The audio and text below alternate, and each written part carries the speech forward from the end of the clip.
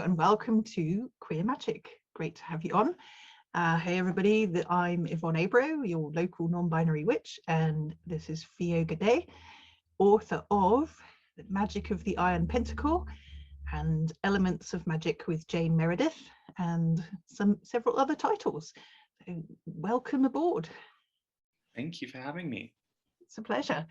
And Fio is joining us all the way from Australia. So you are actually my most far-flung interviewee so far, which is Yay. fantastic.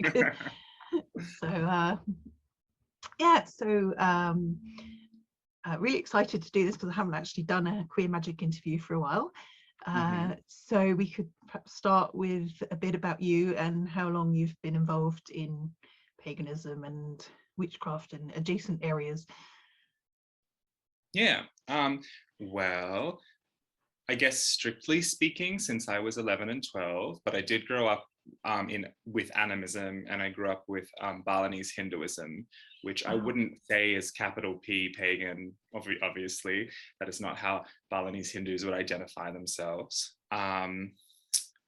So I grew up with ceremony and prayer and spirits and devotion, and also the practice of magic in my family in particular.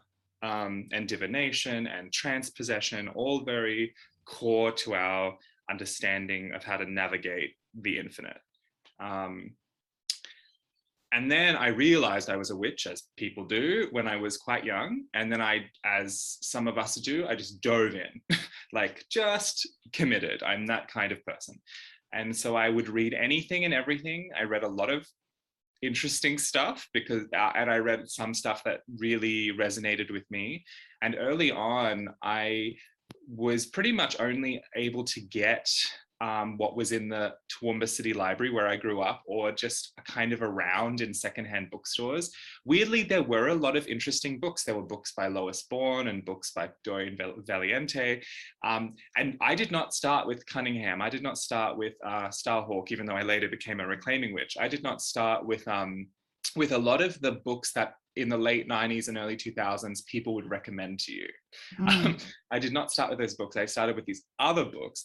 I remember in one of Lois Bourne's books, she specifically says a witch is born. And I remember really resonating with the idea that whether or not, you come from a family of spirit workers or whatever, you might just be that way. And I really felt that way. And I was also having a lot of the signs and signals of that. So I just went with it, and so I guess what that's been 21 years, and I'm still deepening, I'm still widening, I'm still focusing. But certainly in the past 15 years, I've been more connected to specific traditions and the work of those traditions. That's really cool. Yeah, that's really interesting, because I have to confess that I never finished this. I think I started a Scott Cunningham book and I never finished it. But yeah, my first pagan book was Puck of Pook's Hill by Rudyard Kipling, and my first witchy book was Starhawk Streaming the Dark. So I love that book. It's a really great book. I also like Truth or Dare. That's really good as well. Yeah, it's good. That's very cool. Yeah. So I mean, it's interesting you say about the Hinduism and the other tradition, because like I always feel like those traditions are compatible with paganism, and they're adjacent territory on the landscape of religion, so to speak. Totally. Yeah, it's very cool. So yeah, like there's polytheism and goddess worship and ancestors and ritual, it's all there. Yeah, like I was talking to somebody at work who celebrates the Day of the Dead, and they were like, oh, your Samhain sounds really similar to our Day of the Dead. And I'm like, yeah, it's okay, we're not actually culturally appropriating you. They just come from the same source. But yeah, it was there are a lot of similarities between all these different things, for sure. Oh, that's pretty cool. Yeah, so how about, speaking of landscapes, where you fit in the queer landscape? Yeah, I feel like for me at the time, I didn't think about it, but of course it's related. I came out when I was also quite young. It was probably when I was 14. And I came out first. I did that thing that I guess I was comfortable with at the time, where I came out as bisexual, because that's what seemed like, in retrospect, I wouldn't have made that choice. But I grew up in a very Christian town, and I thought people would like me more if it was like, that whole story. I think Yeah, it's a yeah. problematic story, and it's one that I wish didn't exist because it invisibilizes bisexual people. Thank you. As a But bisexual, I appreciate yeah, that. yeah. But then that's happened. So that's what happened. But then I came out. Then I don't think I actually changed that. It just altered itself, But I was out at school. I was out at school as a witch in a very Christian town, and I was out at school as queer. I would say I'm queer. I'm non-binary, and I have always known that even before that term became accessible to me. When I was in my late teens, early 20s, I would write articles on my website saying how I was genderless. I used that term a lot. That's a good term. And I just never felt like a man. I just never felt like a woman. I just didn't understand why people would code me that way. And so when I was younger, I was quite waify, and I would wear a lot of clothes coded for women. Because they just felt more me. And I had really long hair, and I experienced a lot of harassment. Wow. I would walk, so I'd walk home late at night from my job at the time. I moved to a capital city at that time, and I would be harassed by men on the street because they thought I was a woman. So that was a bit awful, and that was a Yeah. tiny Wow. glimpse into that world that I didn't. I was really did not want that. Unfortunately, that world exists. So for me, yeah, queer. I now would just say non-binary, although the idea of identifying myself by the word non something is a little weird, but I'm like, sure, I'm not that. And I guess for me, it's like that political unfolding as well. It's like, I am not that binary. So maybe then a person might be provoked, hopefully, to go, oh, well, then I guess what does that mean? So that's where I am. Yeah, my whole life is lived with basically queers and witches. That's my landscape too. And because I'm a pretty relational being, I think because of my Balinese heritage too, I notice I'm a more collective thinker. I think less like individually and more collectively, which is a common Asian kind of idea. So I also track myself through other people, which I don't know, that's just how I roll. So yeah, that's just my landscape is also the landscape of many people who I share my life with. Oh, that's beautiful. I really like that. Yeah, I totally hear you on. I mean, I started out identifying as genderqueer, and I was like, yeah, but that's really specific. I actually like the fact that non-binary is kind of, I mean, it's like it's an umbrella term in the same way that queer is an umbrella term. Yeah. And the non aspect, like you say, I like the fact that it's a negation, because it's like apophatic theology, like you take away all the things that you think something is, and then it's that. So actually I've decided I actually quite like the negation in there. And as similarly, genderless is good as well, because that there's a negation in there that sort of says, I don't subscribe to any of this stuff, which is quite good. Same story.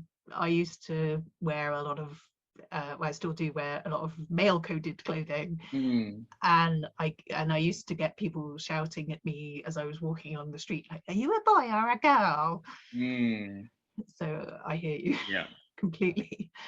Yeah, that happened to me a lot on public transport when, like, in the daylight, right, where you could see my more, I guess, traditionally masculinized features. But it's a really different experience at night, isn't it? Like the world of the day and the world of night in human societies, in bigger cities, in smaller towns too. Like, it's a weird change that happens. Yeah, for sure. I mean, I was getting it, like, I had really long hair, and it was, I don't know if you ever saw a series called The Young Ones. Yeah, I love the And young people ones. used to go, Neil, at Oh, me, okay. which was Yeah. fine because I kind of identified with Neil. Yeah. So it's like, I feel seen. Hmm. So yeah. Um, yeah, so how, I mean, I think I know the answer to this next question because you said reclaiming, which is very queer friendly. But the how does, how accommodating or inclusive or affirming is your tradition of your queerness? Yeah, so I'm active in 3 traditions of witchcraft, and they're all very queer. So one is called Wildwood, which emerged here in so-called Australia, which now is an initiatory tradition, now has initiates in various parts of the world. Oh, cool. One is reclaiming, which you already know quite a bit about, and that's very queer. In fact, we have, since I've been involved in that tradition, we have actually amended our one document, our principles of unity, twice. The first time was in 2012 to change language that was binary, because many people in the vast network of reclaiming were like, that doesn't represent me. And if this is our one unifying manifesto document, like, then we need to change it. And so we went through, because we worked through feminist consensus anarchist processes, it took some time, but we did it. Like, we did it. And I'm also an initiate of Anderson Fairy, which is one of the magical roots of reclaiming, which is also very queer. Yes. And I love that. I love that. Like, when I was younger, I'm still fascinated by all witchcraft. I'm still fascinated and intellectually interested in the history and the roots of all magical tradition. So I read a lot about Gardner and Alex Sanders and Maxine Sanders and Doreen Valiente's journeys into many traditions, and I feel a resonance with her because she also worked in multiple threads. And yeah, so I was and like your work in the field of your tradition, by helping to break out of this idea of Victorian gender, and being like, well, what is polarity? Like, I have many dear Wiccan friends who are so brilliant at navigating that, and opening that, and I know some who aren't. Like, so yeah. So, but the traditions I work in, sometimes polarity arises, but it's not like one of the things that is our like root kind of magical theology or cosmology either. So it's not something I have to butt heads against a lot. Sometimes, people in my broader communities, like reclaiming is a huge network of people, and because it's not, even though we have initiation in reclaiming, it's not required in order to fully participate. So there's lots of people who will be taking the core classes or coming to witch camps, or maybe they're just involved in a reclaiming coven. Which, they exist everywhere, and maybe they speak in binary language, but sooner or later they're going to meet someone who's going to be like, that's interesting, tell me about that. What's going on there for you? So the tradition is full of people who will ask that question. Same in fairy, like, at the root of fairy is a cosmology about God herself, or God themselves, or this being who is all things, who is also just whole and complete unto herself, who is making love with herself and looking into it, like it's very affirming of many forms of sexuality. I love that thing about the God herself looking into the mirror of space. I think it's beautiful. It's really, really good. Yeah, it's funny actually, the whole thing about polarity, like, I paid zero attention to polarity in my practice for like the first 20 odd years of my practice.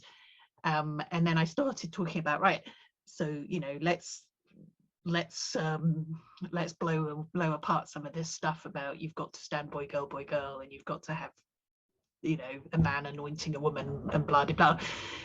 And then, like, why can't we be more inclusive to LGBT people? Because obviously LGBT people have been initiated into Gardnerian Wicca since the 90s, right? Or possibly even the 80s. But and then as soon as I started saying, we could do this differently, it was only then that people started saying, but what about polarity? And I'm like, well, what about polarity? So then I had to kind of actually think through, okay, what does polarity mean to me, and how can I queer it? Because before that, I just didn't pay any attention to it at all. So, quite funny, really. But yeah, I love all the mythos of Anderson Ferry, and the whole God herself mirror space. It's lovely. It's really nice. And the peacock, Melekteos, the peacock angel, is really cool as well. Yeah. Definitely. Yeah, the peacock angel is present, I would say, in almost every line of fairy, although there is one line of fairy I know that does not work with the peacock angel. So there is also, I imagine this is true in Gardnerian witchcraft, there's a lot of variety. Yeah, oh, absolutely. Yeah. Yeah. Like we have our core things, but even our initiation, right? You know, like it is core unto itself, but the way it actually manifests, and there is core material, but the way it manifests is quite different in different lines. So cool. Yeah, and I think I like something that T. Thorne Coyle wrote, the core thing, the central mystery of fairy is the concept of ecstasy. Yeah, I would agree with that. And I thought, oh yeah, that's really neat. Because I don't know, like for me, I mean, a lot of people talk about polarity, obviously, in Wicca, but I'm like, no, I think the central mystery is love. Sure. Yeah. So, which is why I'm the whole idea of the heart and moon symbol that I came up with. Oh yeah, that's right. Yeah. Yeah, I've heard other Wiccan elders say that too, actually. I came across another article once by a priestess in Ireland who was talking about reincarnation and things like that. Yes. Which as a Hindu, I was like, how fascinating. I love that article, yeah. Sophia wrote that, yeah. That was really good. I like it a lot. And yeah, I think that's what Gardner et al. Were, or at least the coven that initiated Gardner seemed to be really, really into that. So that's totally fair. So yeah, do you have, as well as your three Wiccan witchcraft practices, do you have like a solo practice as well? Yeah, I guess I don't see a difference, like because none of those traditions require you to be initiated into a coven in order to practice them. Like it's actually very heavily about your own magical discipline and your own magical intimacy with the spirits. Like specifically in Wildwood, there's a lot of focus on familiar spirits and on deep, often erotic relationship with the other world, with your what we call the fetch mate, which is a term that came into our tradition through cross-pollination with another tradition here, and like which you could say is like a seraphic lover, a fairy lover, like a tutelary teacher. So Wildwood really emphasizes that primordial witchcraft is in the congress between a witch and their spirits. And that, you know, and that we are people who fly at night, that we are people who change skins, that we are people who blast or heal, whatever, you know. So a lot of those skill sets are taught, and we always say, oh, you don't need to do any of this, but we're going to pass on the legacy of the witch to you. Like, and so those practices are core to me, because I have been walking a path of semi-public and public teaching and mentoring since 2009. That's also my practice. Like a lot of my teaching and mentoring and facilitating and divining, that's all very core to who I am and what I do. The providing of services, I guess also this is deeply influenced by my father's family in Bali, the providing of magical services, which is super traditional. I don't think anyone can argue that, although I've had plenty of debates with some people about this from the modern revival kind of idea. But that it's super traditional for spirit workers to relate to the public. And that is also my practice. And as for my the practice that no one sees, well, that is the bulk of my practice. It's just between me and the land and the good neighbors, and the angels are a big part of my cosmology, and things like that. Like Yeah, I work with a lot of gods. I am dedicated in relationship to several gods. In the way that I'm polytraditional, I'm pretty polyamorous with the gods. Yeah. I have Persephone and Kali are my big queens. But then I have also taken oaths and vows to several other gods, and it's just a kind of a big, it's just a big house. So tending to that, all the rooms in that big house is a 24 is a 24-hour a day, 7-day a week job, and it's a lot, and I'm not always the best at it, and of course I fuck up, and that. What I love about the tools in reclaiming and fairy tradition is there's so much focus on focusing, purification, alignment, get out of your way, listen. You know, I love the magical technologies that are passed in fairy and reclaiming, because they really complement the ecstatic hedge riding full onness of my wildwood practice, and so it just all works. It's taken a while for me to have that, and sometimes I balance that. Like, there's this interesting thing that I have to do because I also teach in all of those traditions. I initiate people in those traditions. So I have to be clean, right? I'm like, well, I am now in, it's almost like I have to completely turn and pivot my attention to a different stream. Because for me, I can feel all my traditions sitting in my 4-chambered heart. So sometimes I use that metaphor, one in each heart and then one for me.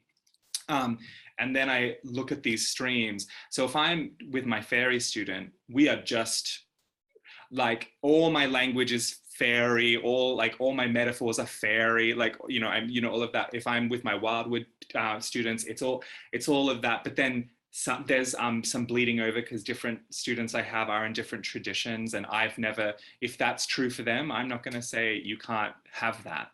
Like, you know, I know that some people have the opinion that you can only be in one tradition, which I've always felt was a bit odd, considering half of the US, half of Turtle Island, half of North America, and 6 traditions. And I'm definitely not advocating for that. As long as you can, as long as I or the person can be in dynamic relationship with it. Like, if it's becoming oppressive, like I myself chose very sadly and emotionally to withdraw from a tradition that I had been initiated into because it was all too much.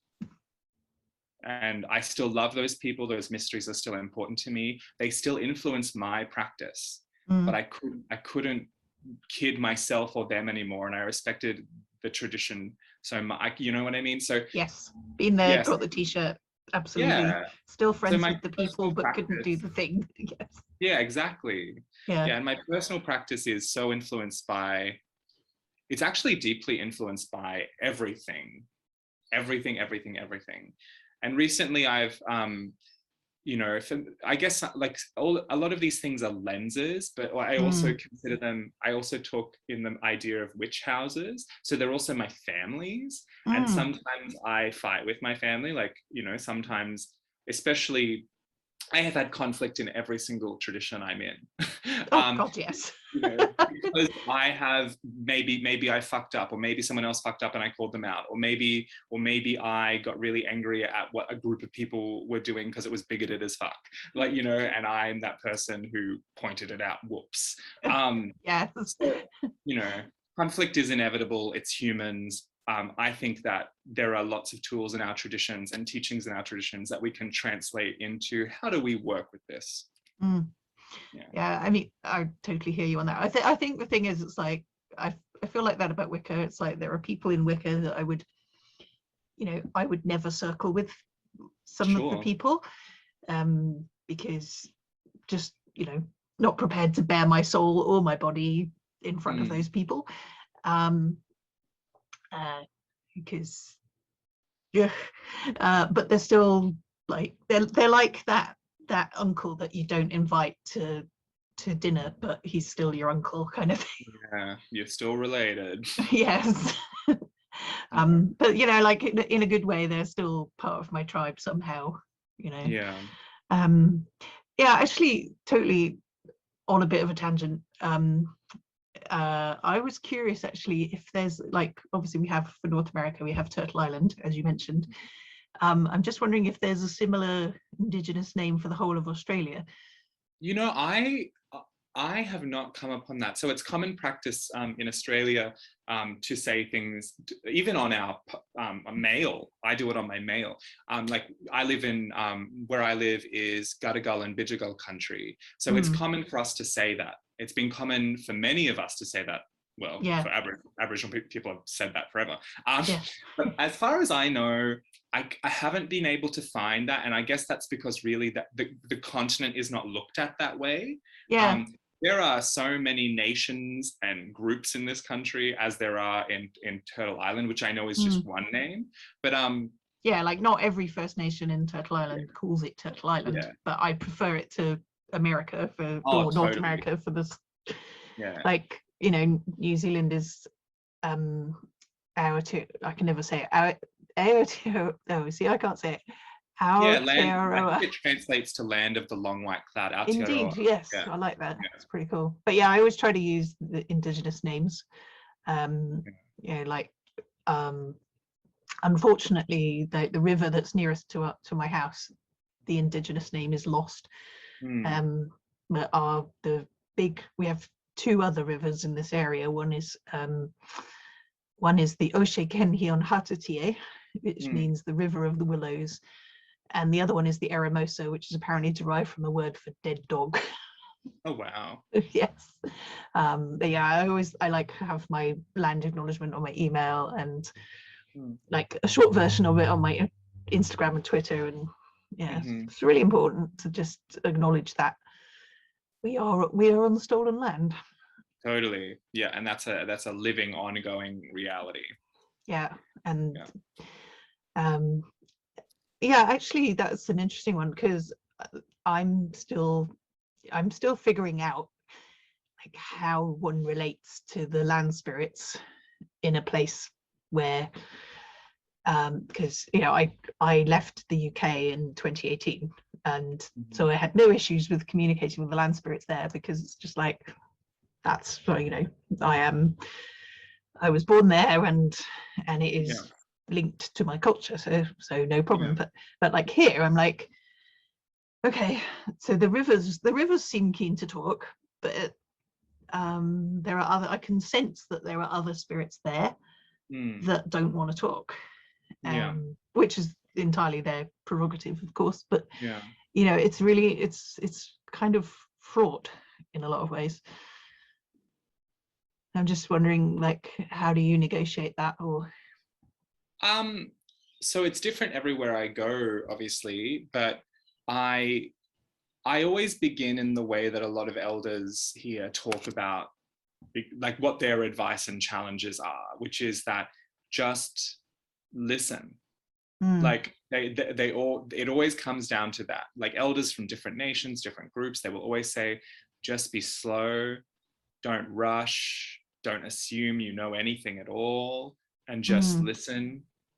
And listen means so many things. And so like I go on long walks and I just look and I listen and I feel.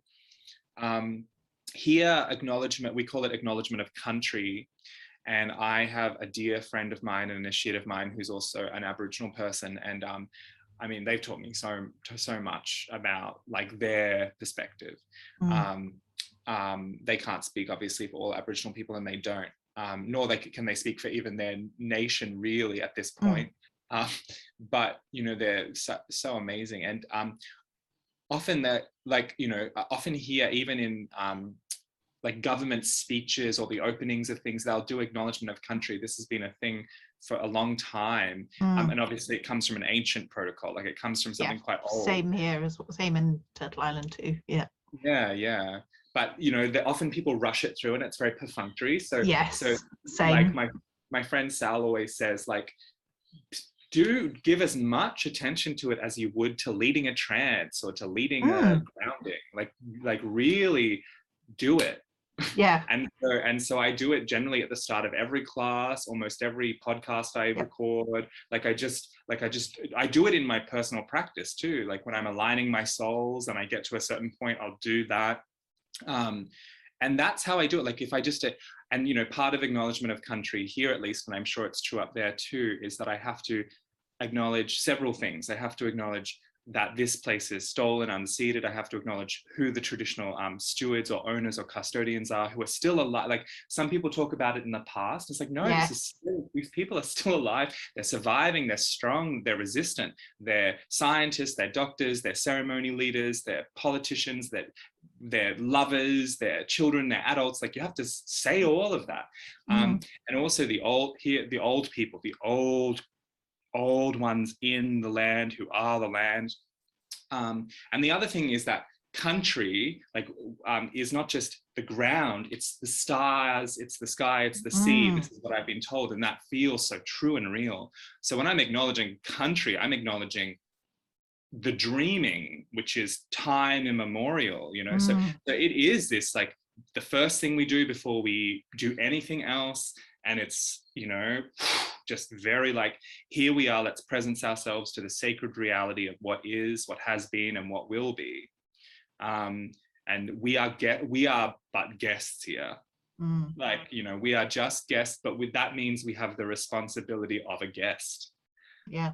You know, so, and perhaps we are uninvited guests. Perhaps we are settlers. Perhaps we are perhaps we are actively complicit in colonization.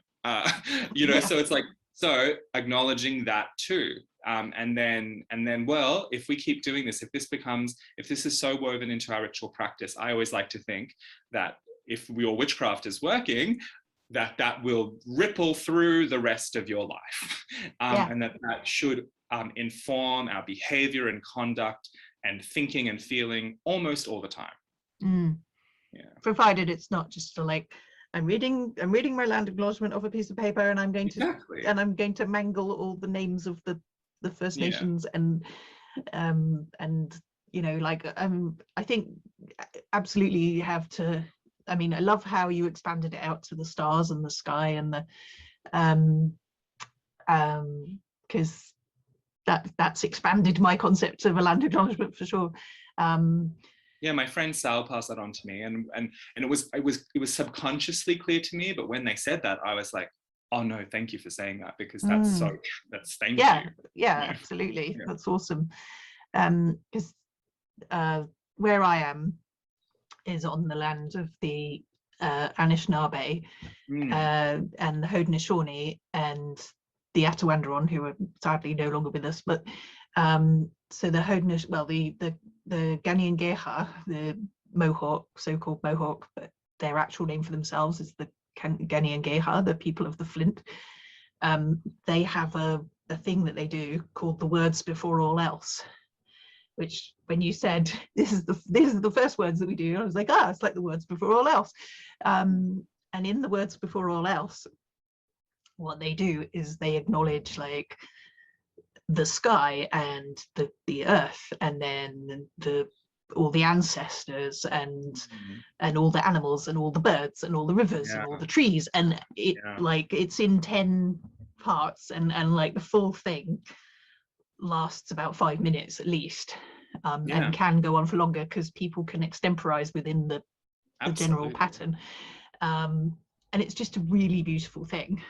They just and they acknowledge everything, and they also go, like, right, so the fish and the flowers and the fruits and the trees and the the ancestors and the sky and the earth and the stars, and obviously much slower than I'm saying it, and and then I think they go, and anything else we may have missed as well, which, and it's really beautiful. Like, there's an Instagram account I'm following where they're going through the different teachings of the different First Nations. So they did the words before all else from the Ghanaian-Geha, and then I hope I'm pronouncing that right. And then they also did the 7 grandfather teachings of the Anishinaabe, which is also really cool. Because the Anishinaabe actually had a prophecy that Europeans were coming, so they moved further inland to give themselves more time. And so their prophecy tells of all the places on their journey that they were going to cover. Yeah. So It's very interesting. Yeah, I think this is true of any human being, but I think it's especially true of people who profess to have some kind of fealty, trust, oath with the earth, uh, as a religious expression. I'm always just so flummoxed by people who are pagans, occultists, and witches. Well, maybe less by occultists, but pagans and witches who are like, oh, I don't do that. That's not a part. I'm like, oh my God, what is up with you? Yeah, well, it's sort of like, it just seems that I think there is, especially like in settler culture, there is a disconnect with the land you're on, because it does become, it's painful to realize that you are on stolen land. Because I remember when I first arrived in Canada, I was literally like, oh, that's a nice landscape. And then immediately into my brain would leap the words stolen land. I was like, I can't enjoy that without feeling, bereft on that level, because it's like, this is not, this landscape wasn't a farming landscape, it was a hunter-gatherer landscape. And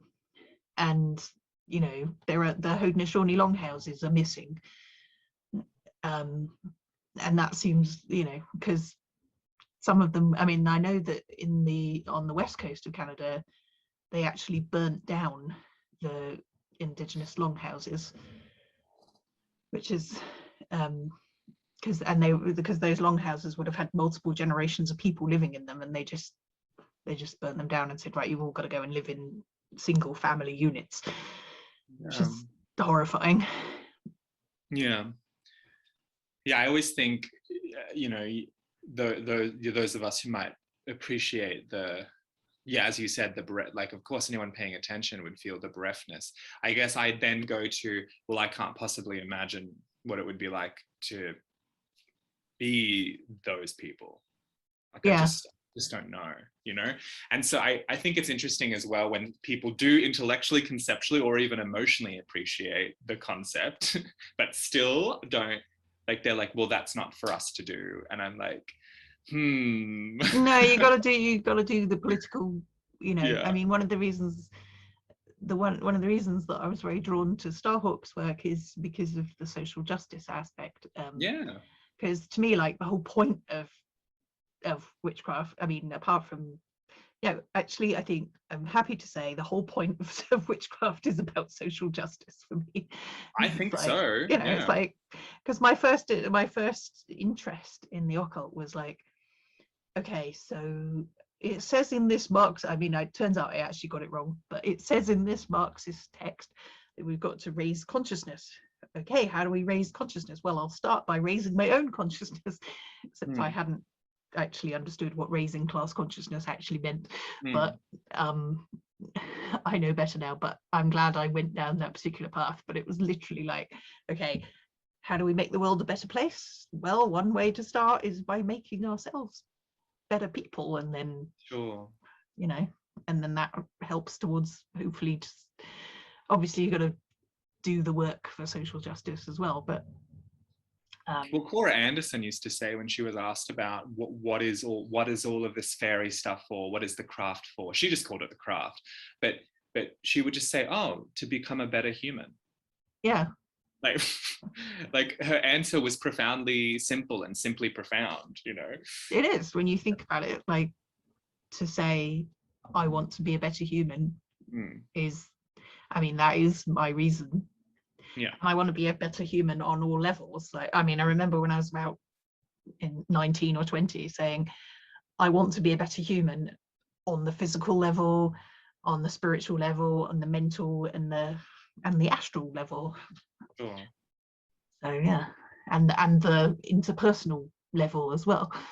To bring it back to your more community focused concept there.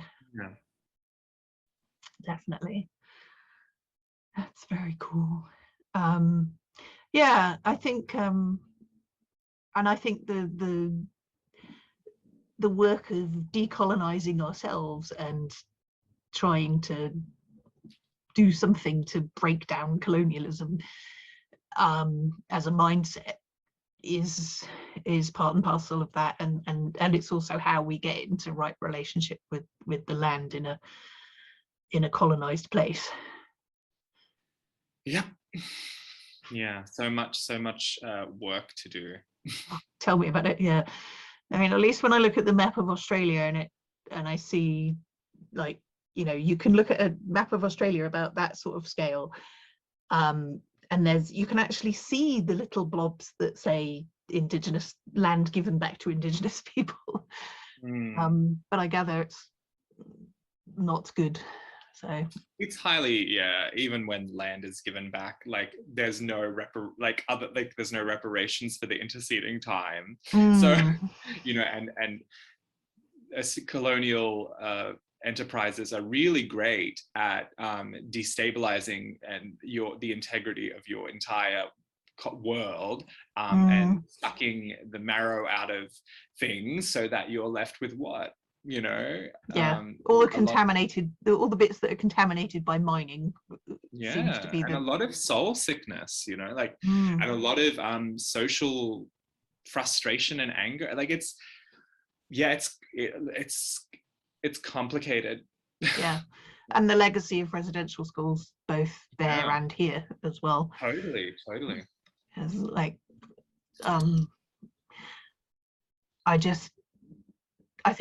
I knew about I actually knew about residential schools in Australia from watching Rabbit Proof Fence film. Sure.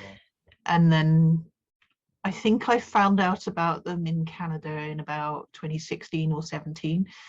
So I've known for a while, but it's like, you know, the more you learn, the more horrific it is. It's just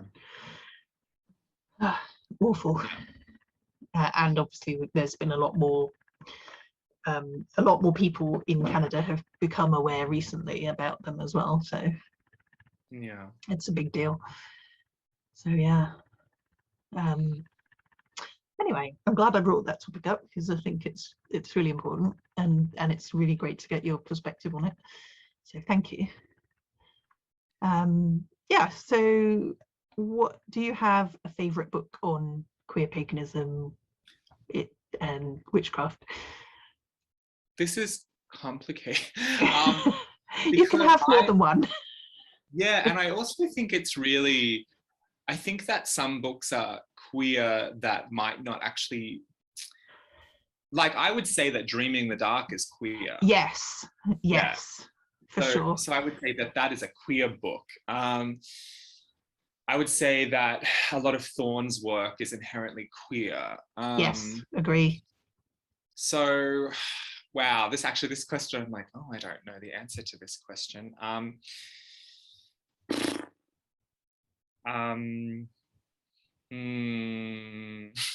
You know, you mentioned it and I'm gonna stick with it. Like, I'm gonna say that I think Dreaming the Dark is a really important, underrated. I think a lot of witches don't realize how relevant a lot of Starhawk's writings that might not seem witchy to them are. Yeah. And that Dreaming the Dark, and you also mentioned Truth and Dare, like these books are really profound, and they shaped a lot of ideas outside of witchcraft. Like Starhawk's influence goes far outside of witchcraft. Yeah. And Dreaming the Dark is full of profound ideas and ways of phrasing things that have really influenced me, ways of thinking about, well, she has a whole thing about thinking about things, or thinking about things in terms of things, which is really important. And just like Eros in general. And there are a few techniques in the book that come straight out of fairy. Obviously that was Starhawk's, I guess, most formal training was from Victor and Cora.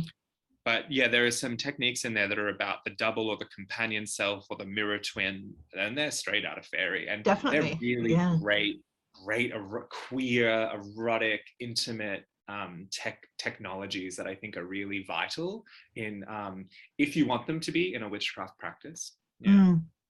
I've actually got to read it again because it's now been 30 years since I read it, so it's probably time for a reread for sure. Yeah, I think you'd see a whole, like, you'd probably just see different things. And I'm sure I would. Yeah, like 20-year-old me and 50-year-old me are very different beasts. So yeah, well, there's still a lot of continuity, but still, yeah, I know a lot more now than I did then, for sure. yeah. But yeah, I think that's an excellent choice. Yes, I should always say, like, what's your desert island book? if you were stranded on a desert island. Yes. Okay, now this is a tricky one. Definition of queer magic. Oh my. Well, when I brushed my eyes over it before, I was going to say something glib, like, I think all magic, I think all witch, well, specifically, I look at witch magic as quite distinct. So I actually think that witch magic is very folklorically, traditionally queer. Yes.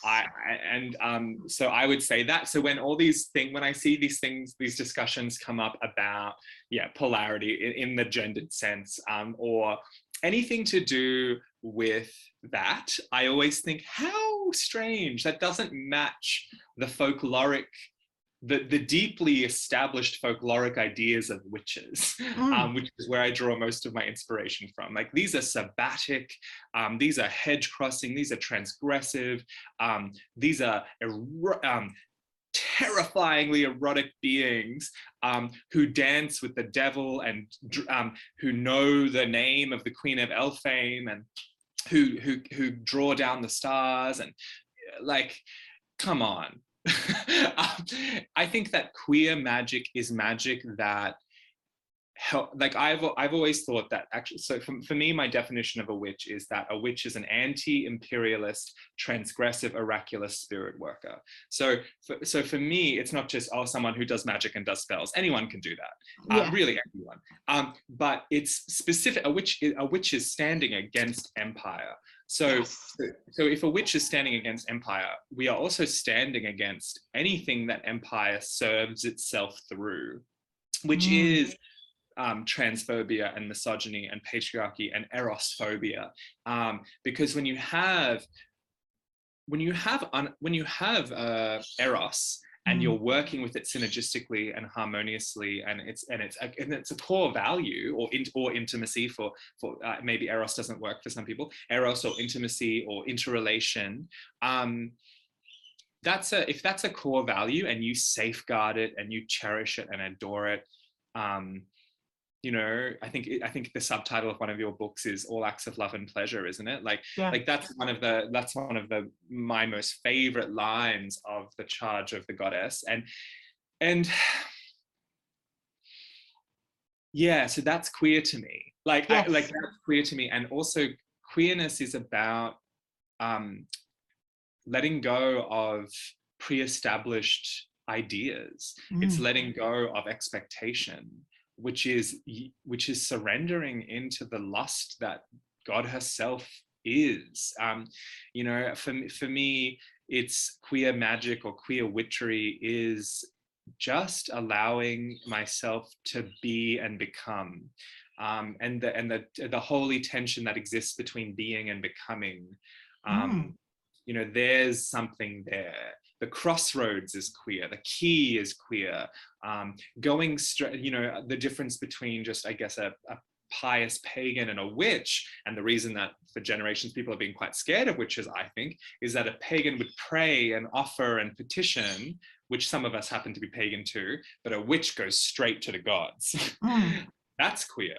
We go straight to the gods, and we go, sometimes we're angry with them, and sometimes we are their lovers. And this is not new, like, this is quite old. And this idea of being lovers with the gods, or being a peer to the gods, and being kind of audacious enough to invoke them directly, that's pretty old. And there are people in different tribes or societies or communities who are known for being able to do that, or known for doing it. And those people either were called sorcerers or witches, or something, whatever the word is, and kind of feared and revered. Like, don't go near them. They've got the smell of the other world on them. They're a little not so human, even though clearly they're connected to us. So I feel that's queer, you know. Yes. So to me, the heart of what I understand witchcraft to be is queer. And anything else, I think, what are you doing? Like, yeah, that seems absolutely. to be a made-up play that you've made up for yourself. Yeah. Like, yeah. Yeah, I mean, I completely agree, and I almost would say, like, yeah, if your witchcraft isn't queer, you're not doing it properly. Yeah, I would say that. Like, and you and I would get in trouble for that from people. But like, it's like, whatever, it's true for me. Like, Yeah, and if you want to say that this is true for you, great. like if you want, you know, people sometimes go on, not so much in the traditions that I'm in, but I've seen it with I guess Wiccans, like the idea of the fertility cult. And I think, wow, how I don't know, like, how Fraser of you, like, yeah, right. but yes, sure, fertility cults are also ancient and can be a part of something, but you know, I'm also talking about witchcraft, which is also dealing with other things other than fertility. Absolutely, yeah. Like, and also, like, it's not like we actually need vast amounts more fertility, because, you know, especially not of the heterosexual variety. Yeah, right. But like, yeah, I just think, I mean, fertility can be queer anyway, right? Because you can, as I like to point out to people, in the myth of the Grail Castle, 2 men restore fertility to the land. I don't know much about the myth of the Grail Castle, so I need to investigate that. Yeah, I did. I've done a few talks online and stuff, but basically the Grail King is the Fisher King is lying wounded in his castle, and his wound is in his thigh, which is clearly a euphemism for his penis. One would imagine. And so he's laying there, and because he is ill, the whole land is sick. Yeah. And so he's laying there, and the Grail Knight has to come and ask the right questions. And the first time he comes, he's like wonderstruck by everything in the castle, so he doesn't say anything. Yeah. So then he has to go wandering around the wasteland for another 7 years. Right. And eventually he finds the Grail Castle again, and then this time he asks the right questions, and then fertility is restored to the land. Oh. And I'm like, well, that's 2 men making fertility then, isn't it? That is a great example. That is a great British example. I love that. I love that you were able to bring that up. Yeah, I also think, you know, fertility, like, we all know that, you know, that men can be pregnant. Well, you and I know that. And that women can, you know, also make babies with another woman. And like, I love that. Like, that queers everything. And that, and also, you know, and women of various histories and backgrounds and stories, and men, you know, and non-binary people. So like, it's like, it's almost like, apparently, if you're trans or non-binary or something, your reproductive systems just don't work anymore. Yeah. And that used to be the bias against like lesbian couples and gay couples. It's like, well, you can't have children. It's like, you know, all of our stuff still works. Yeah. And we just, and you know, I love how queer communities, and I know this firsthand, I love how queer communities, when someone is wanting a child, how we all kind of come together and help. Yeah. Like, there's more collectivism to it. It's like, oh, okay. And so arrangements are made and discussions are had, much more so than I imagine in the vast amounts of heterosexual coupling where children just happen. Yeah. Well, you actually have to work at it a bit. Yeah. So yeah, and then you have to plan, and yeah, it's awesome. Yeah, I mean, I think, you know, I really love queer families. Like, I remember in the 80s, I used to go and visit a house that was, it was a older gay man, and it was in that time when if you came out as gay, it was more than likely that your family wouldn't accept you. And so people would move out from their biological family and rent a room in his house. Yeah. And he was like the house parent of all these younger men, and it was really lovely. Yeah. It's treasured, you know, memory. I think there's a lot of parallels there with witches, like the way witches make family. is Mm. in some ways, like in my experience, quite similar to how, you know, my first coven experience, we all lived in each other's houses for years and years and years.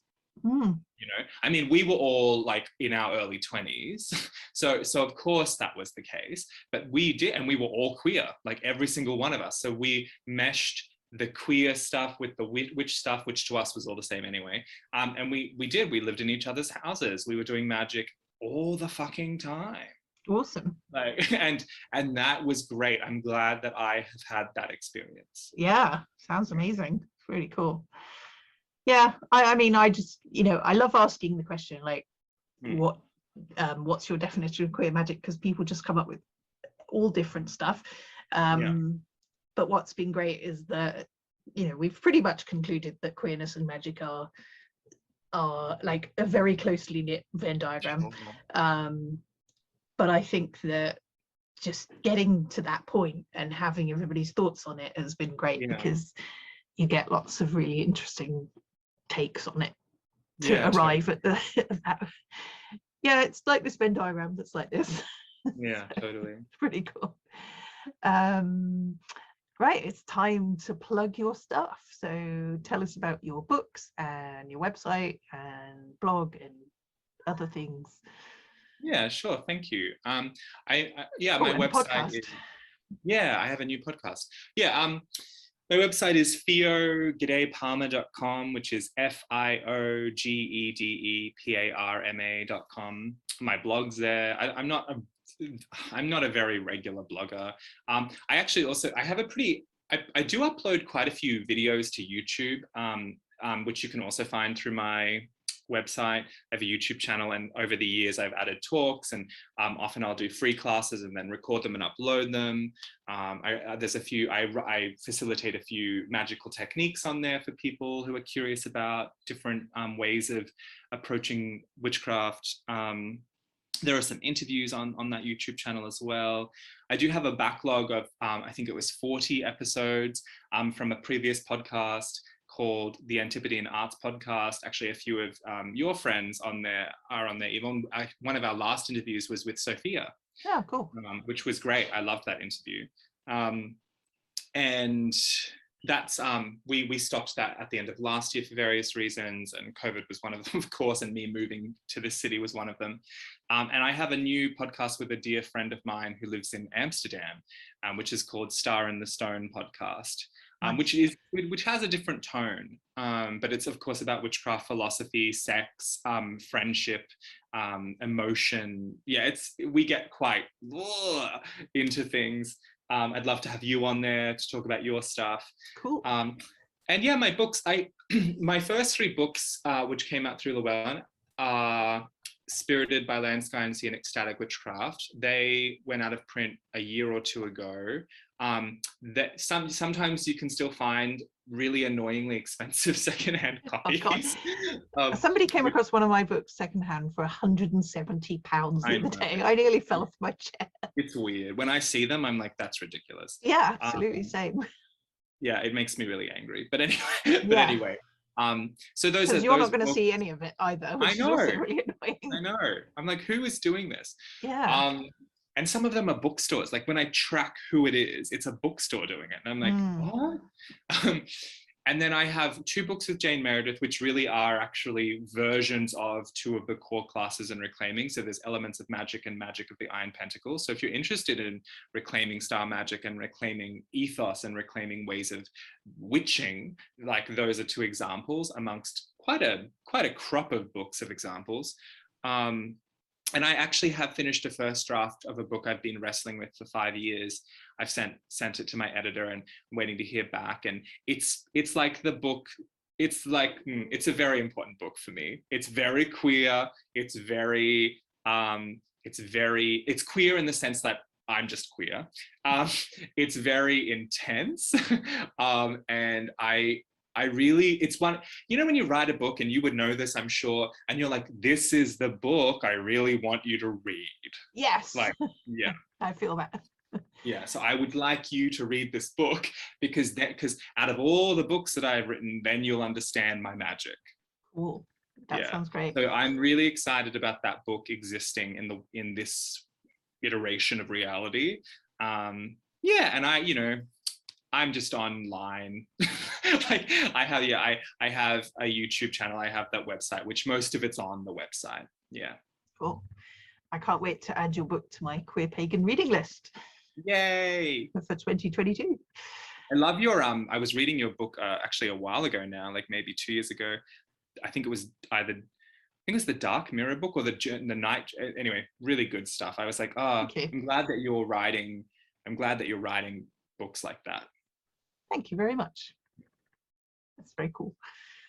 Yeah, I just, wanted to write sort of the ultimate queer pagan book, kind of, or queer witchcraft book, and try and like include various different traditions. As obviously I'm still writing through a,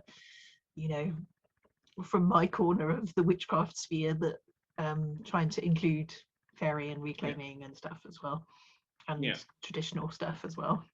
Yeah, because I do notice a lot of people don't seem to know about other witchcraft traditions. Like I see people online going like, what's fairy? And I'm like, well, it's the thing that gave rise to reclaiming. And they go, but what's reclaiming? I know. And I'm like, it's a bit weird considering some of the things that they actually might consider core to their witchcraft from those traditions. Yes. Yeah. Well, I haven't seen much like Iron and Pearl Pentacle outside of reclaiming and fairy, to be fair. That's true. But they are very interesting conceptual tools for sure. Totally. Yeah, I was thinking more about things just like, the star goddess is in Thelema, is in she's everywhere. They're everywhere because I think they're in there. Exactly. But and then just the idea of some forms of magic.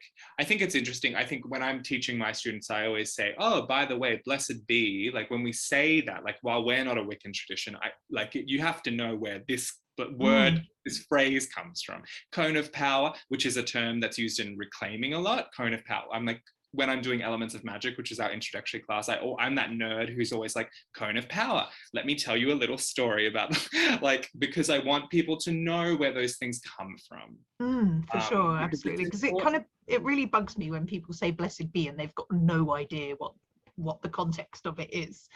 Sure. I mean, for me, it's just I'm not initiated in any Gardnerian Alexandrian line, and I guess it's just one of those, that phrase which I only use in certain contexts is such an all-pervasive phrase. And I'll often be, when I'm at public rituals and people will go, oh, blessed be, and I'm like, that's not how I use it, but sure. And sometimes I guess cats got out of the bag, things get decontextualized. For sure. Sometimes I hear people say stuff and I'm like, oh, I know that's not what that means, but shrug, this is folk osmosis. True. It's very true. Yeah. I think it's like there was this Unitarian person who was trying to be inclusive and they went amen and blessed be, and I was just like, that's really sweet, but please don't ever do it again. Yeah. But thanks for the thought, but no. It's an interesting phrase and all of its historical iterations, really. For sure.